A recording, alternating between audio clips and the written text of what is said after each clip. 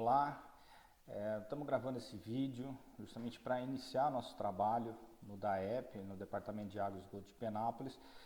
A ideia é fazer uma apresentação da metodologia que nós vamos estar utilizando, então a ideia é montar aqui um vídeo briefing para que vocês possam entender um pouco melhor da sistemática que nós vamos utilizar. Essa é só uma proposta, eu acho que isso vai ser avaliado pelos senhores, se continuamos nessa sistemática ou se alteramos. Mas a ideia, nós fizemos um desenho de acordo com as expectativas que foram coletadas durante as reuniões que nós já tivemos, do que se espera de uma nova reorganização administrativa do departamento. Tá? Inicialmente, como qualquer reorganização administrativa, nós vamos partir das informações oriundas de entrevistas e grupos focais. Embora o edital falava apenas entrevistas, a ideia também é estar utilizando grupos focais, de setores específicos, grupos de trabalhadores, para entender as relações entre eles, as relações de trabalho, de comando e de hierarquia. Tá? Nós vamos ver que nós vamos utilizar uma metodologia chamada mapa sistêmico, nós vamos começar a mapear as interações. O que nós propomos um pouco diferente aqui é de onde nós vamos partir dessas interações. Então a ideia é partir do cidadão, ou seja, do munícipe, como ele utiliza os serviços e quais as relações que são feitas a partir do cidadão. Nós vamos começar a mapear os interesses, e as expectativas mútuas de ambas as partes a partir dos serviços prestados no cidadão. Nós vemos hoje que a estrutura administrativa do departamento ela é uma estrutura mais focada na própria administração, os setores administrativos. A ideia é a gente estar repensando os serviços com foco no cidadão, já que a ideia também é incorporar novos serviços aí que são tangíveis diretamente ao munícipe, ao usuário do sistema. Tá? Para isso, antes de pensarmos no organograma, a ideia é desenharmos o mapa sistêmico do DAEP, ou seja, quais as interações que existem e como elas funcionam. Tá?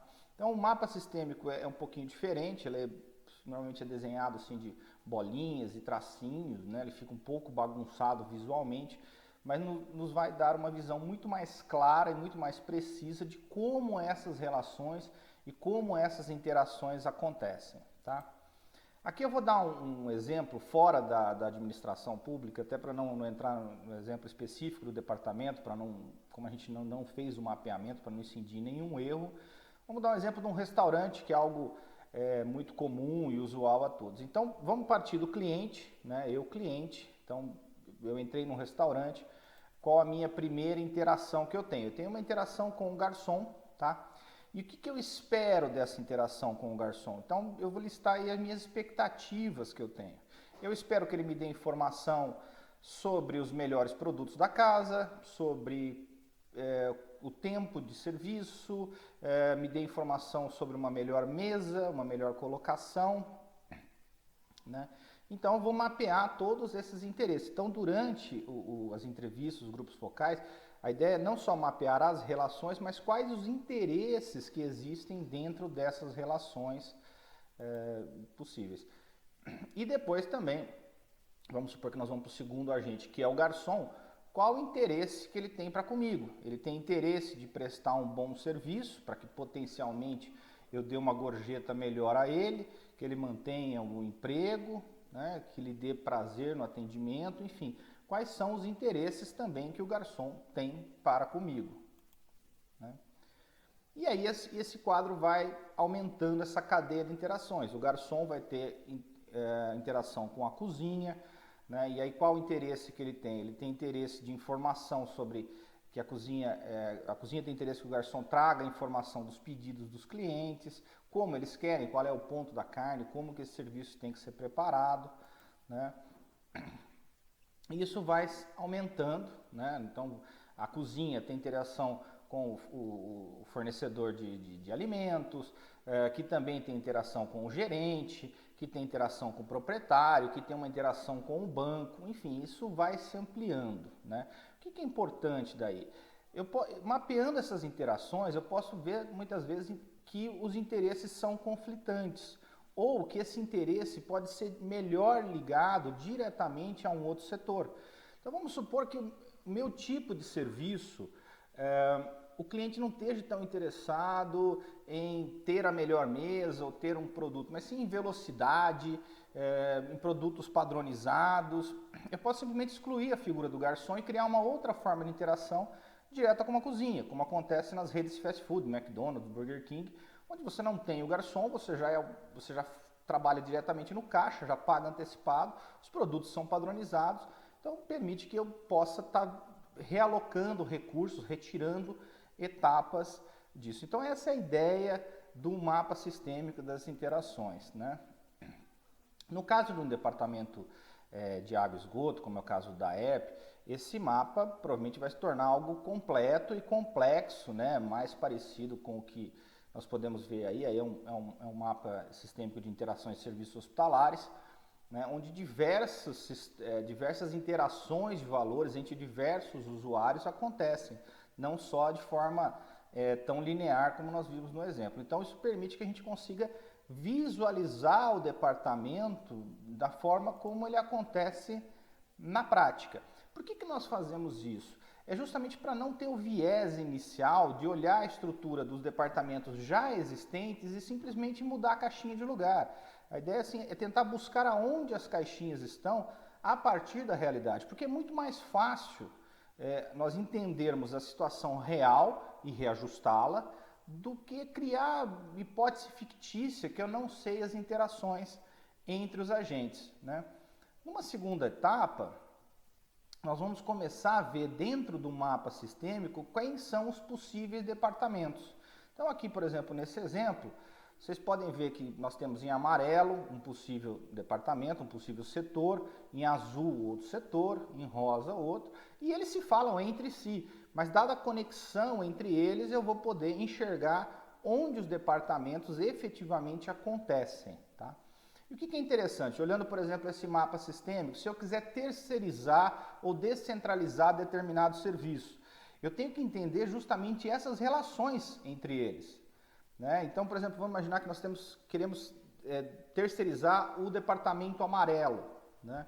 O departamento ou setor amarelo, ele se relaciona muito fortemente com o azul, né? E de forma mais tênue com o verde, por exemplo. No contrato de terceirização e gestão que nós vamos ter que criar, nós vamos ter que ter todas essas obrigações de interação e sistemas entre eles de como isso vai funcionar, para que a terceirização possa ter sucesso. Normalmente é mais fácil terceirizar, é mais tranquilo de terceirizar ou de descentralizar um serviço que tenha poucas ligações, que tenham poucas conexões dentro do mapa sistêmico. Então, se nós pensamos em descentralizar determinado serviço, eu vou dar um exemplo, por exemplo, a leitura, o corte, enfim, qualquer serviço, e ele tem muitas ligações com diversos setores. Antes de promover essa terceirização, nós vamos ter que retirar essas ligações. Então, por que ela é necessária? Se ela pode ser substituída de outra forma, se essa conexão pode ocorrer diretamente com outro órgão. Então, a ideia, numa das fases do nosso serviço, até anterior ao organograma, nós vamos estar entregando todo o mapa sistêmico, né, de como isso funciona nos dias atuais, subsidiado pelas entrevistas, pelos grupos focais. E é um material de muita valia, não só hoje, quando nós pensarmos nessa nova estrutura administrativa, mas a médio e longo prazo, quando for se pensar em novos serviços, que aí já vai estar mais fácil de pensar nas possíveis interações que esses novos serviços vão fazer, aonde elas vão ocorrer, e retirar interações desnecessárias ou redirecionar essas interações. E também, ao ter um mapa sistêmico montado, nós vamos poder identificar algumas questões. Uma delas são os nós. Serviços que se sobressaem, interações que dependem de um único agente, ou seja, elas vão se cruzar em algum momento, isso gera um nó, e o serviço, infelizmente, às vezes fica parado. Temos um exemplo de uma cidade que a gente presta consultoria aí, que nós identificamos um serviço que está parado há 3 anos por causa do nó. O servidor simplesmente não sabe para onde dar continuidade desse serviço, isso não tinha sido identificado, esse nó ficou lá e nós temos aí esse serviço paralisado no setor importante da prefeitura, que diretamente ligado à atividade empresarial que está parado por uma questão de nó.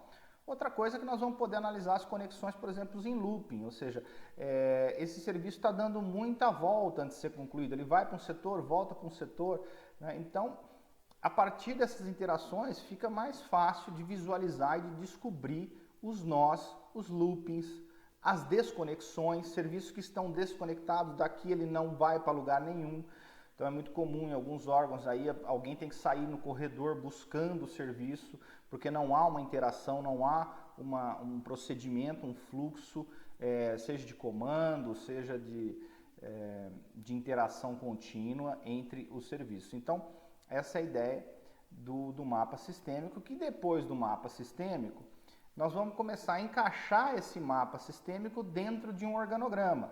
Então, o organograma vai nascer a partir das interações já mapeadas, simplificadas. A ideia também é reduzir o número de interações desnecessárias. Nós vamos falar um pouquinho mais à frente sobre Lean, mas daí vai nascendo um organograma com base nessas interações e já um pouquinho mais próximo da realidade, tá? Normalmente o organograma ele vai tender, quando ele parte de interações reais e não de uma divisão em caixinhas, ser algo mais próximo disso, ou seja, nós vamos prever diversas interações, muitas vezes vindo da chefia, né? Nós vamos pensar que muitas vezes o cidadão pode estar no centro de todas essas operações, então não necessariamente ela vai funcionar, ele funciona em cascata, então muito provavelmente nós vamos chegar a um organograma mais parecido com esse, né, onde você tem interações mútuas, já que o órgão não é tão grande, os departamentos não são isolados e seria uma completa ficção jurídica imaginar que eles fossem totalmente sem interações e que o serviço funcionasse numa cadeia horizontal de comando, que nós estaríamos criando letra morta, né, algo que não tem utilidade prática nenhuma. Tá? Então, partindo desse início, né, desse mapeamento das atividades, desse mapa sistêmico, nós vamos ter aí definidos os setores, independente dos departamentos, mas nós vamos ter setores de atividade que podem interagir com diversos setores. Um setor de manutenção de máquinas pode interagir com diversos setores, e aí nós vamos ter que ver aonde na hierarquia ele vai ficar, para não ficar um jogo de empurra-empurra, tá? Mas além disso, né, identificados os setores e os serviços, né, que cada setor presta, é importante fazer uma análise de valor deles, né? Nós vamos usar uma metodologia, uma ferramenta que é o sistema Lean, que eu conheci também como sistema Toyota, que começa a ser utilizado no setor público, tá? Ele busca um enxugamento, busca dar uma equacionada na máquina pública, vamos dizer assim, né? E nós vamos tentar classificar os serviços do departamento em 3 blocos, tá? Quais são esses 3 blocos? O primeiro bloco são aqueles serviços que, como a gente falou, a gente colocou o cidadão no centro, né? Adiciona valor ao cidadão. De alguma forma, o cidadão é beneficiado com esse serviço, tá? Se ao identificar um processo que adiciona valor ao cidadão, a ideia é manter o processo e melhorá-lo, né? Então, nosso foco vai ser justamente nesse tipo de serviços, então eles vão ter que ter um destaque especial dentro da estrutura administrativa. O segundo bloco, que é muito grande no serviço público, não adiciona valor, mas é obrigatório, ou seja, parte de uma obrigação legal. Licitação agrega valor ao cidadão? Não necessariamente, mas é uma obrigação legal eu licitar. Eu tenho que ter um departamento, uma comissão de licitação. E, infelizmente, no setor público existem diversos setores e serviços, atividades, que não agregam valor ao cidadão, mas é obrigatório que elas existam. Nesse caso, a ideia é reduzir ao mínimo viável, ou seja, a estrutura mínima necessária para ela existir. A burocracia tende a se expandir justamente nesses setores. Muitas vezes as pessoas querem montar setores de licitação muito organizados, muito bonitos, investem tempo, recursos humanos em algo que não agrega valor para o cidadão. Então a ideia é esses setores têm que ser reduzidos ao mínimo, né, simplesmente para operar dentro da viabilidade necessária. E nós vamos encontrar áreas e setores que não agregam valor nenhum e não é obrigatório. Resquício de momentos anteriores no tempo, onde isso era importante, foi ficando departamento, enfim, diversos setores é muito comum encontrarmos esse tipo de atividade que não agrega valor nenhum, simplesmente está fazendo porque sempre foi feito dessa forma, então se continuou isso. No caso disso, a ideia é eliminar todos esses serviços que não agregam valor e não é uma obrigação legal dentro do departamento para justamente liberar recursos. Só para dar um exemplo mundial, né, de como isso funciona, no Brasil, infelizmente, nós não temos aí muito estudo sobre o tamanho exato desses serviços, né? Os melhores estudos que nós temos foram feitos fora do Brasil e o estado de Washington foi um dos primeiros a adotar a metodologia Lean para mapear serviço público, né? E eles ficaram estarrecidos com o que encontraram, né? Apenas 5% dos serviços prestados agregavam algum valor ao cidadão, né? Cerca de 45% dos serviços não agregavam valor, mas eram obrigações legais, e aí daí derivou diversos programas de desburocratização, de simplificação de processos com esse dado. E, pasmem, isso nós estamos falando num país desenvolvido, em tese, acreditamos que é mais eficiente o serviço público, eles podem demitir, eles têm mecanismos que nós não temos. 50% de todos os serviços, de todas as atividades públicas não agregavam valor nenhum e puderam ser eliminados. Esse estudo foi o que embasou a reforma administrativa do governo Obama, a grande reforma administrativa americana, para enfrentamento da crise de 2008, tá? Só para fazer um parênteses histórico, e deu resultados muito bons lá fora, por isso que nós decidimos aí adotar essa mesma metodologia no Brasil, já que ela é simples, ela é prática, ela é objetiva e é algo muito antigo e muito comum, né, no serviço privado e não vemos nenhum problema de transpor para o serviço público, né? Só para a gente explicar uma diferença básica do serviço público, você fala, mas então vamos falar em Lean, fala em demissão, enxugamento. No serviço público isso é um pouco diferente, isso não é assim, a ideia não é demitir ninguém. Mas identificando, vamos imaginar que nesse quadrinho aí do lado, a parte em marrom são os serviços que são desnecessários, que nós podemos estar eliminando, né? A ideia é organizar esse excesso, essa sobra, né? esse desperdício, seja de pessoas, seja de recursos, enfim, em outros serviços. Então, daí a gente realocar e ampliar a oferta de serviços públicos. Então, do departamento, otimizar as áreas ou reforçar, ou simplesmente direcionar esses recursos excedentes para as áreas de interação direta, de ganho de valor direto do munícipe, que tem que ser melhorada. Tá? Um outro ponto, né, a partir do momento que nós iniciarmos o novo desenho administrativo, né, é definirmos o ponto de força da estrutura administrativa, né? Em geral, essa estrutura administrativa, acredito que no DAEP seja parecido, mas é a estrutura mais comum, o ponto de força é de cima para baixo, né? Então seria aqui o que a gente vê na imagem de cima, né? Nós temos o gestor, ou quem encabeça, empurrando, né, cada elo da cadeia para que isso possa acontecer, tá? A ideia é a gente mudar um pouco essa lógica para criar um sistema de atração, ou seja, muitas vezes o órgão que recebe a demanda, ele vai puxando os setores até que o serviço seja concluído e não simplesmente, temos uma requisição de serviço, faz acontecer, que é esse modelo, né, que a gente chama empurrando o serviço em lote, né? A gente vê na figura aí, onde um faz, cria um lote, passa para o da frente, que cria um lote, que passa para o da frente, e assim sucessivamente o serviço vai sendo empurrado e empilhado. Tá? Então a ideia é mudar isso para algo um pouco mais contínuo, né? Então esses fluxos têm que garantir um serviço mais próximo de linha de produção, né? Onde quem já trabalhou na indústria sabe a sensação de ver a linha andando e você está atrasado com o seu serviço, você vai acabar sendo atropelado pelo serviço, então se acelera ou se diminui uma linha inteira de produção, mas a ideia é buscar um serviço contínuo. Tá?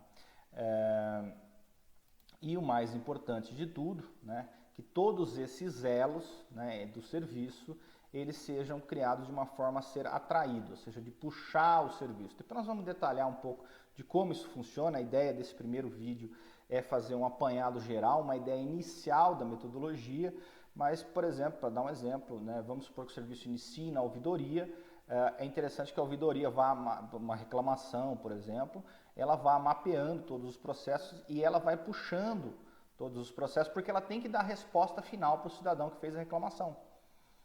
Então ela vai puxando as etapas, aciona o primeiro resolve a coisa, vai para o segundo agente, para o terceiro, né? Diferente do método tradicional, onde a ouvidoria faz a anotação e encaminha o e-mail e daí para frente vai falar, encaminhei e-mail para o setor responsável e não resolveu.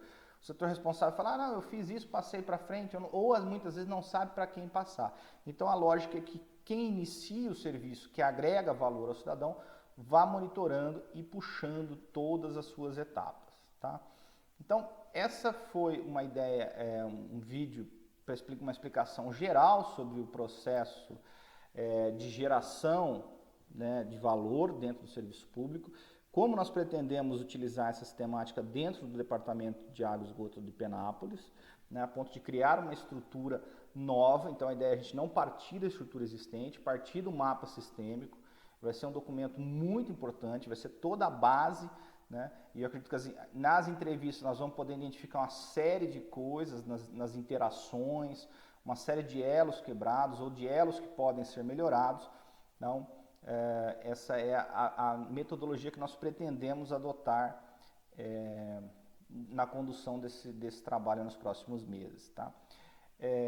A ideia desse vídeo era um apanhado geral sobre metodologia. A Alessandra está montando também um vídeo briefing sobre a EAP, com todas as etapas do cronograma, como que nós pretendemos seguir os objetivos. Hoje nós falamos de mapa sistêmico, mas tem etapas que nós vamos usar outras metodologias, como mapa de stakeholders, mapa de atração na hora de aprovar na Câmara, né, como é que nós vamos fazer esse jogo político aí para aprovar a nova legislação que vai estar sendo criada. Então, cada etapa já foi desenhada, e aí a Alessandra vai estar fazendo um vídeo briefing de cada etapa, mostrando para vocês como essas interações acontecem.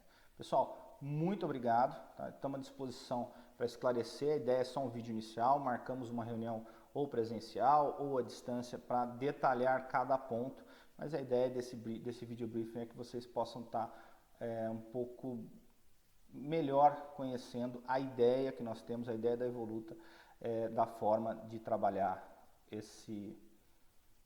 essa reorganização administrativa do Departamento de Água e Esgoto de Penápolis, tá? Muito obrigado, estou à disposição e até breve.